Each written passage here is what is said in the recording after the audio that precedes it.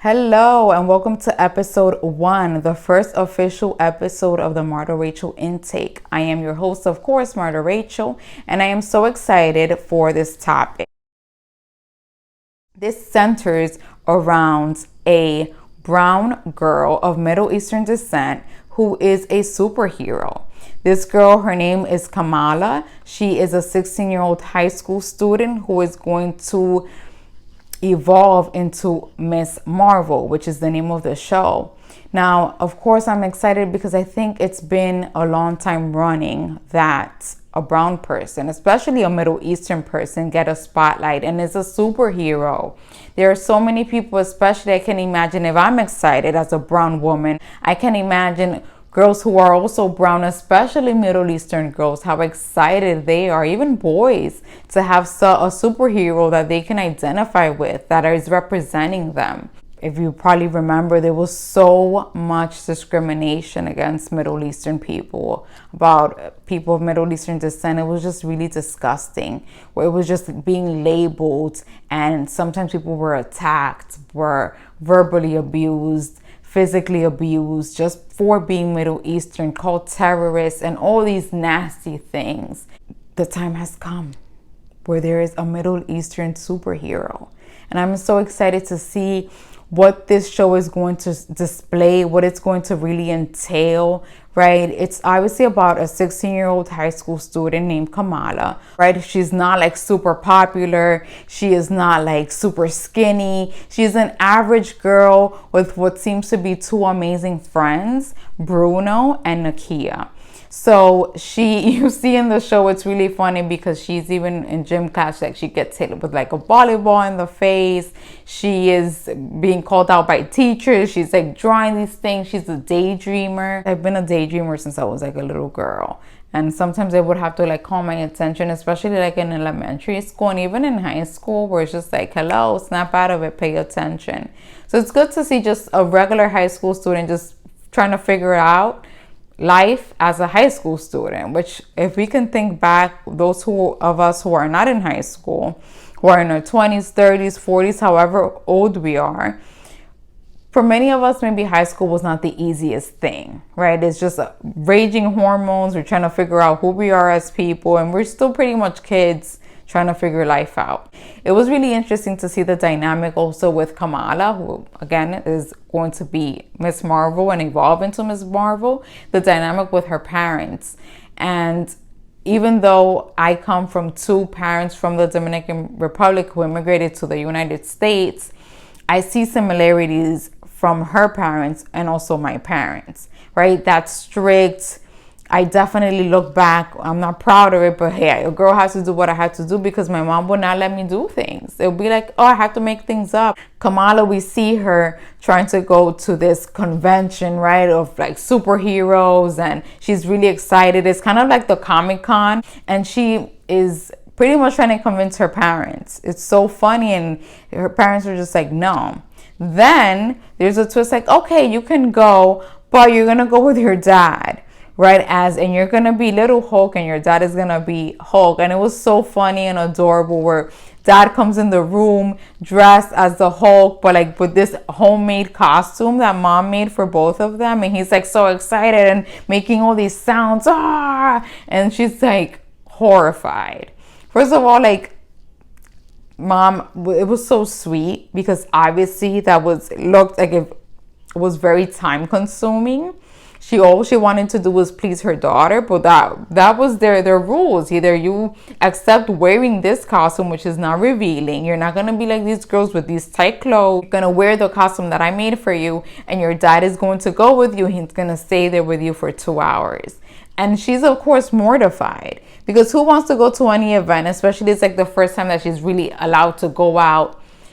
You may love your dad, like I love my dad, but I wouldn't want to go to something like that with my dad, especially she's like mortified at the costume that mom made. Ultimately, she did end up hurting her parents' feeling where she was like, like she was really upset. Her dad like even got teary-eyed and all. It was just so sweet. And it brings me back to also remembering being a teenager, right? And transitioning from childhood to teenager, where as a child, it's just like, yeah, whatever my parents say. And then you realize you're growing up, your hormones are raging, you have your own sense of self, you're trying to discover yourself, and it boils down to having your own opinions.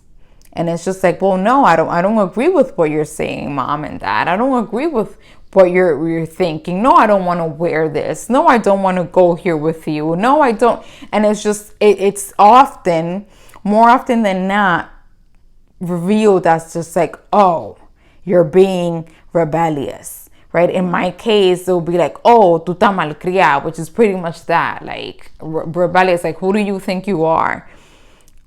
With your own ideas and your own thoughts. And it's just like a human, right, that's evolving. But as parents, they don't understand that. They don't understand that it's going to come to a point that, yeah, you're not a little kid, but yeah, you're not an adult. There's this middle ground of trying to figure it out.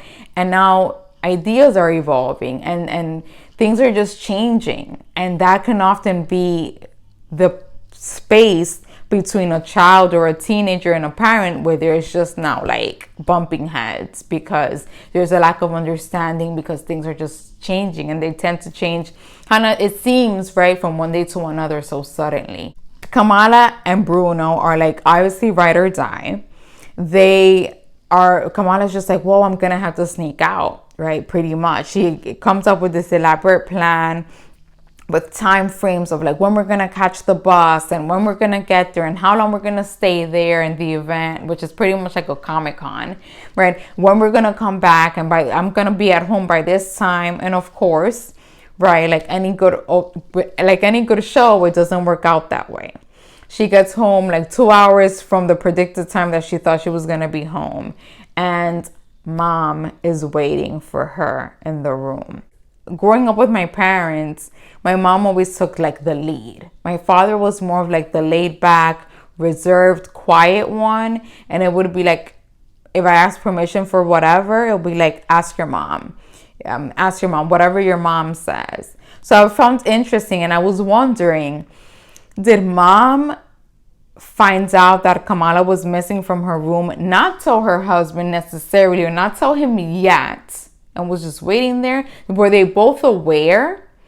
And mom was just like, no, I got this. I'm going to go to the room and wait for her, and I'm going to talk to her. I think it was interesting that mom was like, nope, she was the one waiting up and gave her the speech of like, what are you doing? That reminds me so much of my mom. She was always the one to like give the speeches and speak out first, rather than my dad. So that brought back, I guess, bittersweet memories, but that was really funny and interesting.